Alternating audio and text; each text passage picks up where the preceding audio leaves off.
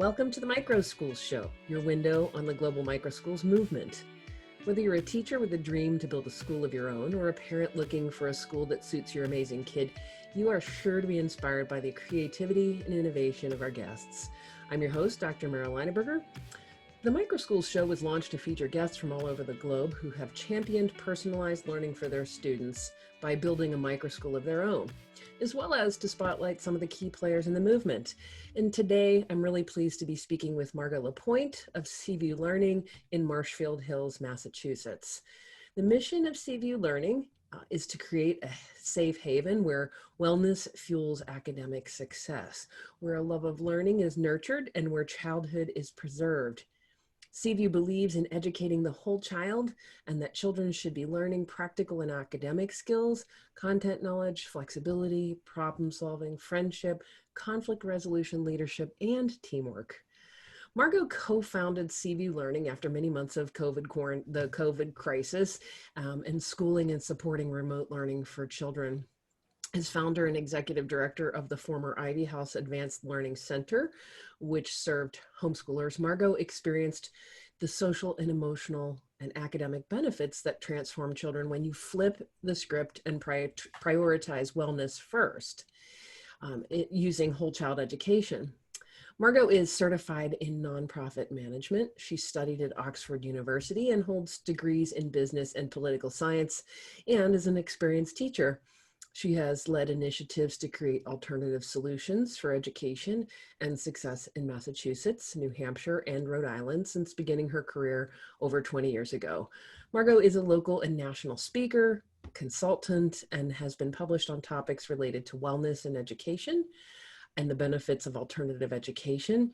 She's currently spearheading a coalition of local, national, and global like-minded innovative leaders who are providing solutions in this new normal environment. Welcome to the show, Margo.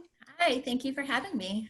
You're welcome. Can you tell us a little bit more about yourself and tell us how you decided to launch a learning center? Sure.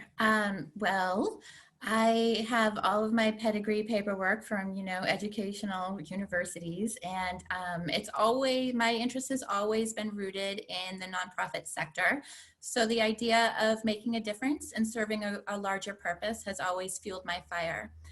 My career launched over 20 years ago, initially working with the National Head Start Association in the Washington, D.C. area.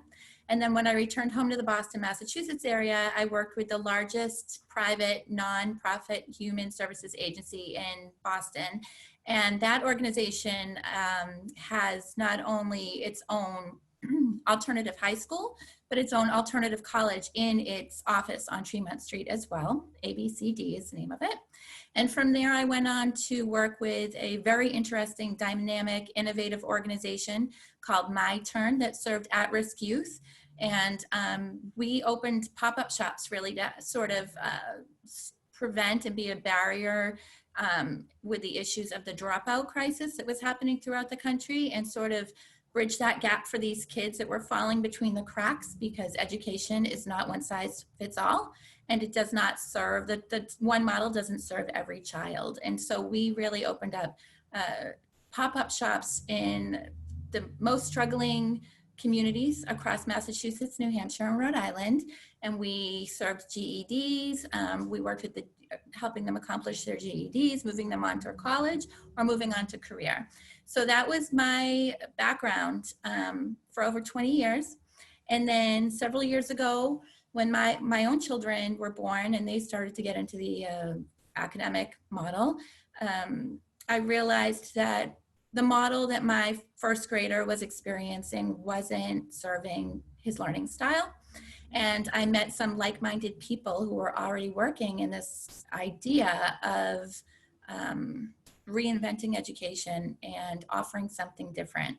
And they were already serving the homeschooling community. And I thought, this is really interesting, because I didn't know much about it at the time.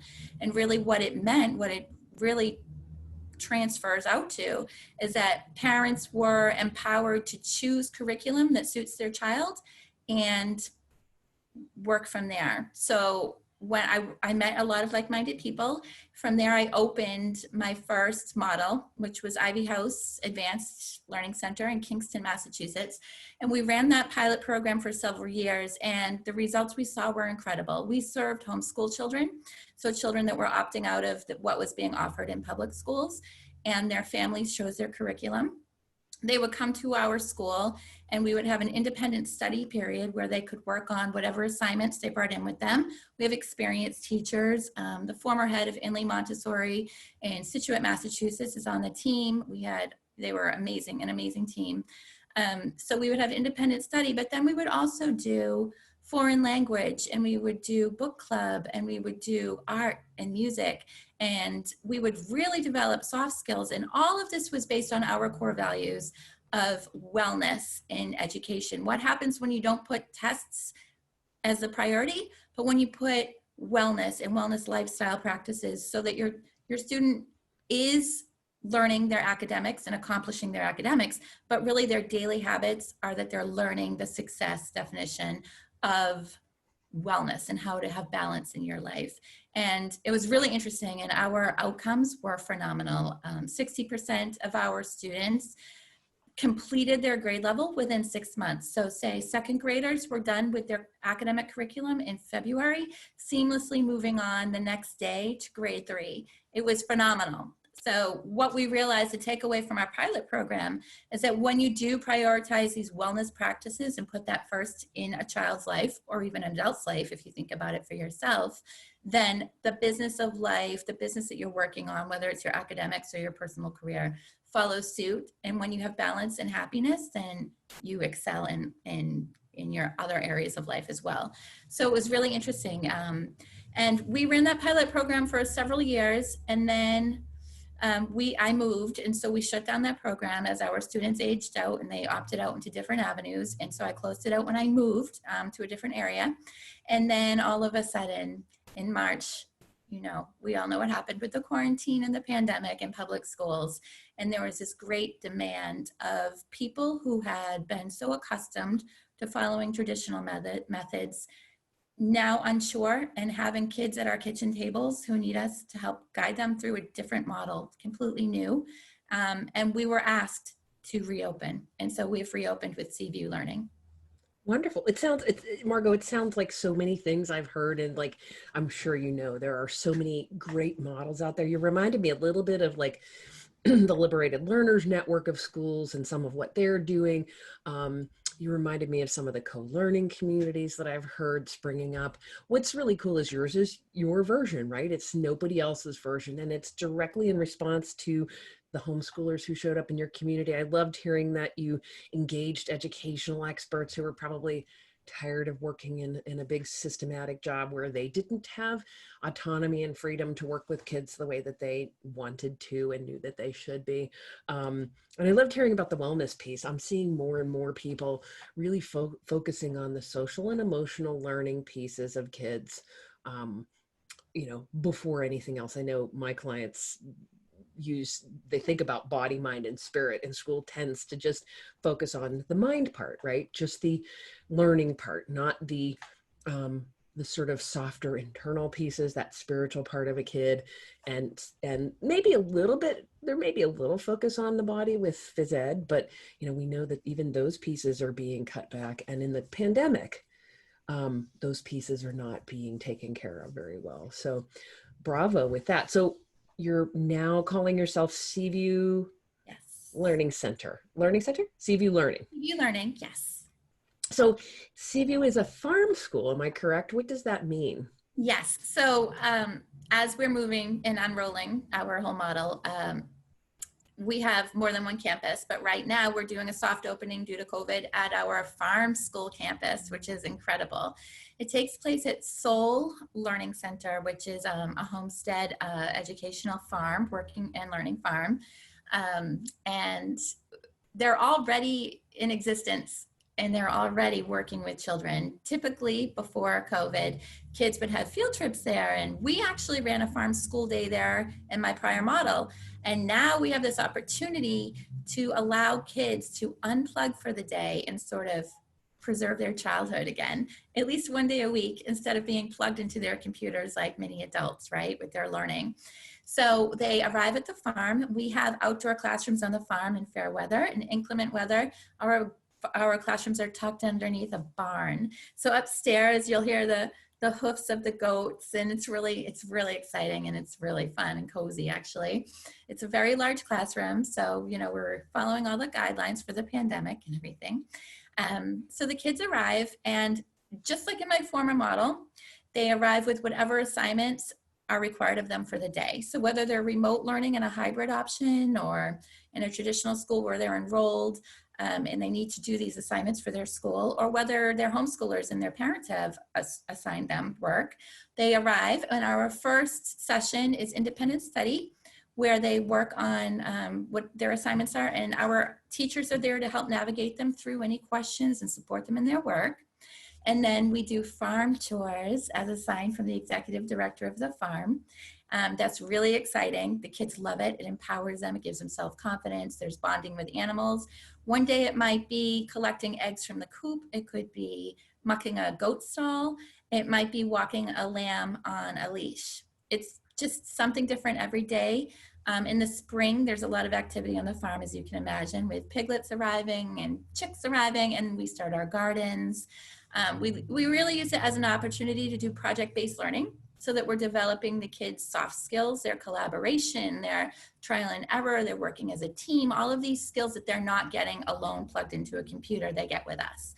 So for example, we will be planting our gardens, and the kids are going to learn about GMO and food production and organic, and they're going to plant their own food. And then we'll take our food and we'll, COVID willing, have our farm stand at a farmer's market, and they'll be able to actually run their own business. And so they're learning about money and marketing and writing and promoting themselves and self-confidence and speaking to people, and they'll run their own business through their own farmer's market. And they'll also donate a piece of that to the local food shelter, so that we have community service tied in as well. So it's all of these bigger picture skills that are unable to be developed when you're plugged into a computer at home, that we work on with the kids and we develop with the kids, and we just do it in this beautiful campus at our farm on farm school days.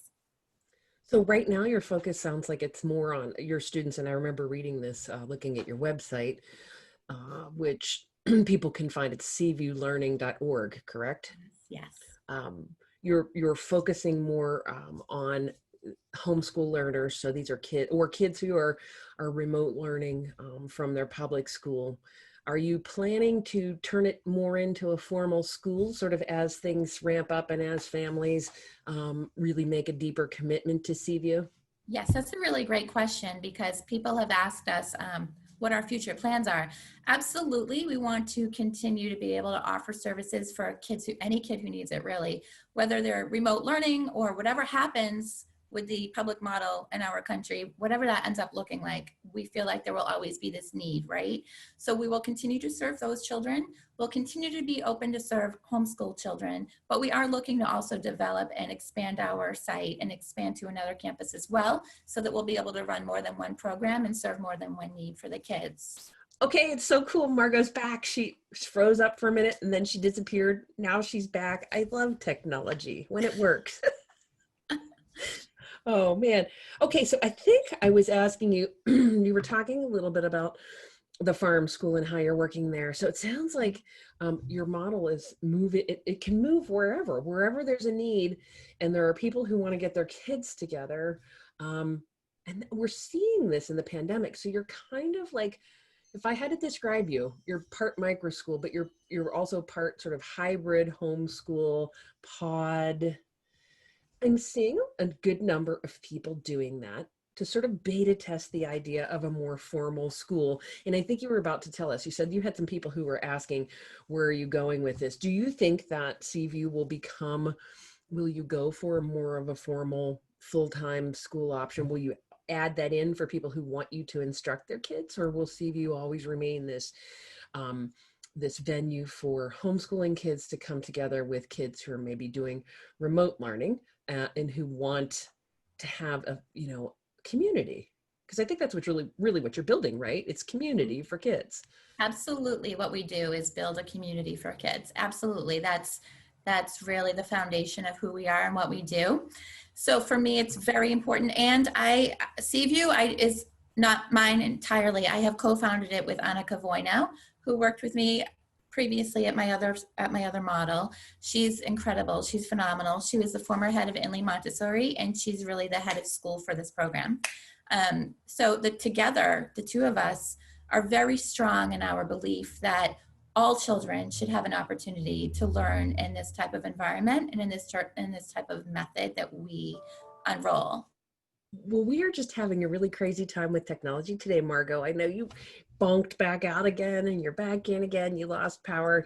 No big deal. We were talking about, I was asking you if Seaview's name meant that you had access to the sea. I know you're in Massachusetts, or is there some other reason that you chose Seaview as the name of the school?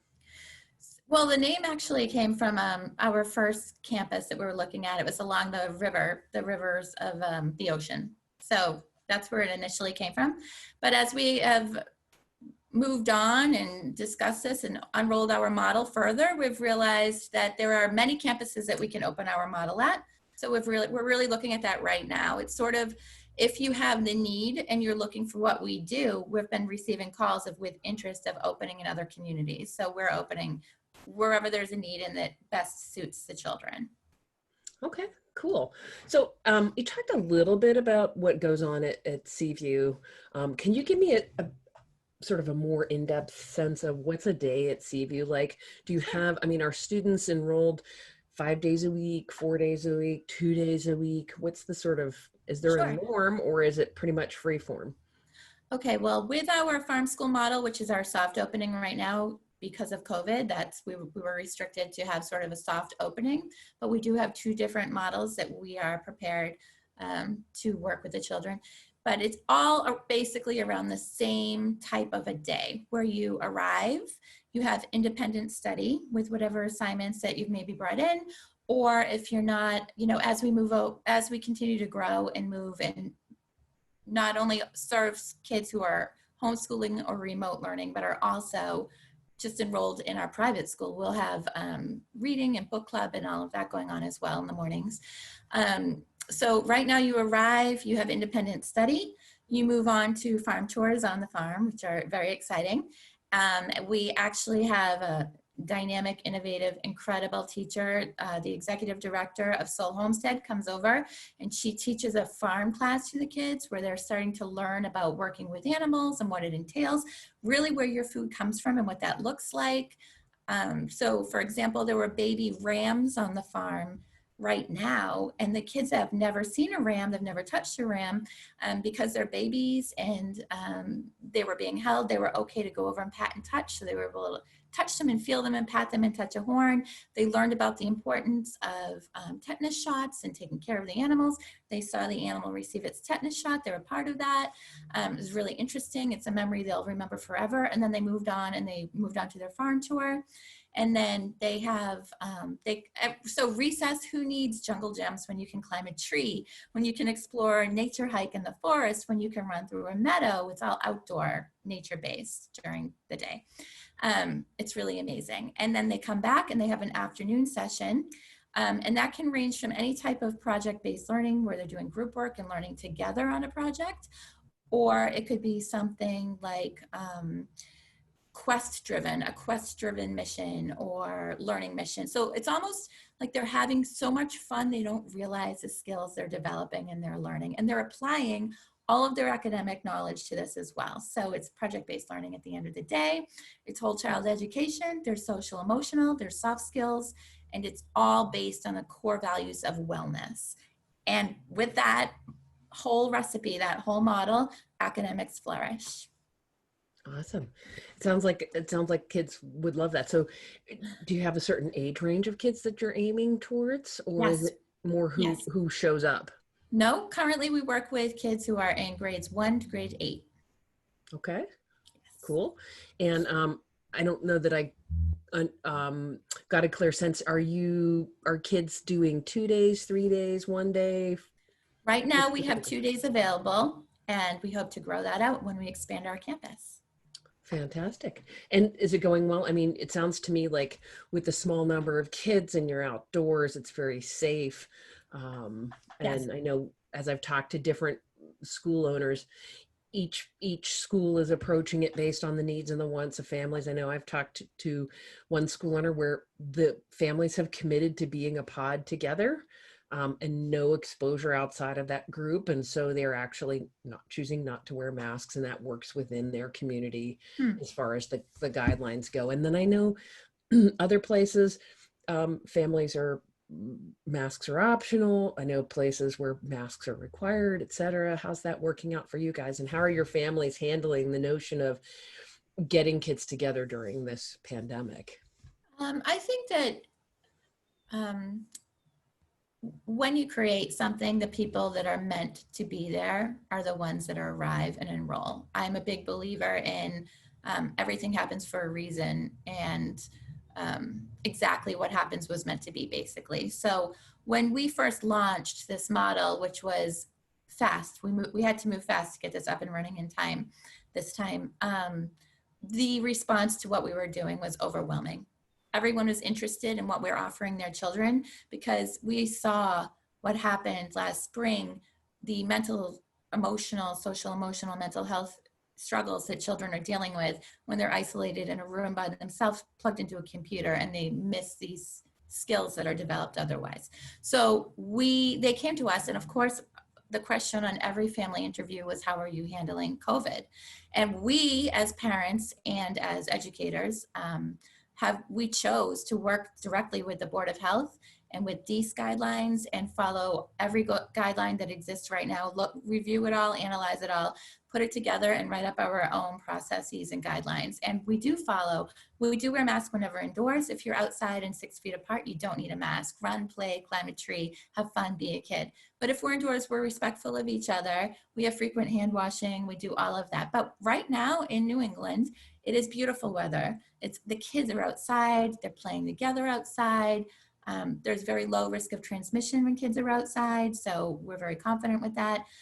Also the farm, our campus is very strict with their guidelines and very mindful of it as well. And we honor that and we respect that, because we're all trying to help each other through this time, right? So, and we're also teaching, think about what kids are learning right now in this unprecedented new normal, right? They're learning new behaviors, new guidelines, new ways to navigate what's happening in their world. So learning to wear a mask when you're in a room with someone is important. Washing your hands, basic hygiene, it's helpful. There's nothing wrong with learning these practices, and it will help them in the long run. Yeah. Do you feel like your families are committed to Seaview for the long haul? Are they actually shifting their thinking more towards this is the new normal, or this is better than what we had, and so we don't actually really want to go back to our big public schools or our larger private schools, Mm-hmm. that there's something better about this small, more personalized learning experience that would get people to make a commitment to it on a longer term? I think it's what's happening in our country with education is fascinating right now. And I'm a mom myself, so I understand what other parents are going through as well, of course. To have a model that you had not had to think much about, you just drop your kids off or they get on the bus, and at the end of the day, and you're familiar with it because you went through it yourself, most likely growing up, was sort of a no-brainer, I think, as a mom, right? It's just sort of a rite of passage. Your kids get older, they go to school. But what's happened now, with the sudden and abrupt end of what we knew pre-COVID as education to be, is actually really delivering a new concept and an opportunity for us parents, because we've had no choice now for the kids who are plugged into computers in our homes. Literally, they're learning in our homes, to observe what they're learning, the type of learning model that's being served to them. And I think that this is an opportunity for parents to think about this and reevaluate this for our children. Like, is this even working for our kids? Does this even make sense for them? Or, you know, my son was on an IEP. This doesn't really make sense to him to be learning in this way. You know, it's really an opportunity for us to take ownership and be the CEOs of our children's own education and think about, if this isn't working, I think I'm going to opt out and for something else. And so what's happening, which is interesting across the country, is that more opportunities are starting to open, and they're starting to open across the country, right? If this doesn't work, try this. This is new. So I think it's going to become more mainstream and more common to be able to evaluate and find a micro school or some other opportunity for your child to learn that does better suit them. As far as our students, it's very interesting. You know, I think that a lot of us as parents, we're sort of waiting for the schools to know or take the lead or show us something different that we could fit into and slide into as a puzzle piece, but then it's not happening right now. There's a lot of challenges with that. They're stuck, you know, public schools are doing the best they can. They're stuck between a rock and a hard place in many ways. My kids had great teachers, but the model did not work for them at all. And I also think that there's a lot to think about when you consider what's happening in our education system. You know, there's going to be a greater divide in our class system in the future when you look at the way today's kids are learning, right? All of a sudden there's this wedge, there's this gap that's been driven, and the kids that are in public schools who might not have the educational equity or the resources to be able to even access what's this new model are going to get left behind, whereas families that are highly educated or have resources, there's been an exodus in my town where their kids left public schools and are in private schools where they are having regular school days together. So it's almost like there will be a gap that gets left behind, and there will be a gap that has the resources to find something different. And I think that really runs my heart, that drives my heart. And it's a big reason about why I do what I do and why we really want to expand our model to serve any kid that would benefit from us. And so that's our growth plan, really. Not only do we want to continue to offer something for kids who will be remote learning in the future or homeschooling in the future, but we want to open our own school as well, where you don't have to worry about it. You can drop off your child with us. They'll get the same type of model no matter what you choose as your path. And I really think that education in this country is absolutely changing, and that it had to, because the way that we grew up in public schools, and I say we because I definitely grew up in local public schools, was to serve a different economy. The economy now that today's kids will be inheriting, we get a taste of it right now when the world just stopped. It's moving into AI, it's moving into computer, it's moving into a completely different industry. And so today's kids will be the ones to inherit it. And it's really important to think about the skills that they need to do that. And it's the soft skills and it's the social emotional that they're not getting being plugged into a computer, where any type of other model offering something like that will serve them in a really great need. I could speak forever about this, but I'm very passionate about this type of model, the importance of it for children. Fantastic. So Margo, I always ask people, how can people get a hold of you if they want to know more about Seaview or they are interested? Tell us where you're located, where that's located, and kind of, do you serve everybody in Massachusetts, or is, you know, I know Massachusetts is small, but I don't know drive time wise, how, you know, where is that located, and what areas do you serve? Sure. And then how can they get a hold of you? Sure. You can get a hold of us at seaviewlearning.org. My name is Margo Lapointe, and my co-founder is Annika Voinow. You can contact either one of us. We're on the website. And we're located south of Boston currently. That's where we're based out of. Our farm campus is located in Middleborough, Massachusetts, but we are scouting other sites, and we are willing to open in other campuses to serve the need and bring our model to you. Fantastic. So one of the questions I've been asking all of our school owners, and it's really cool that, Margo, you sort of touched on one of the big purposes for this show was to start to raise awareness about the fact that schools are popping up everywhere. We've talked to school owners in Minnesota. You're in Massachusetts. I'm talking to a school owner in Maui. I've got somebody from Malaysia that I'm getting ready to talk to, somebody in Michigan, somebody in Texas. So it's not just all over the US, it's actually all over the globe. And I think in the coming days, we'll get more and more people wanting to talk about their schools.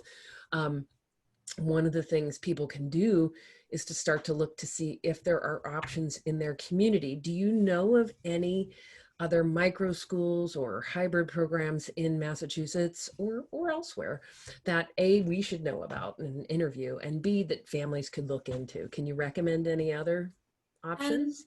I've been thinking about that, and several years ago when I ran my former school, there were a lot more opportunities in the area that I knew about, but they sort of shriveled up and phased out over time.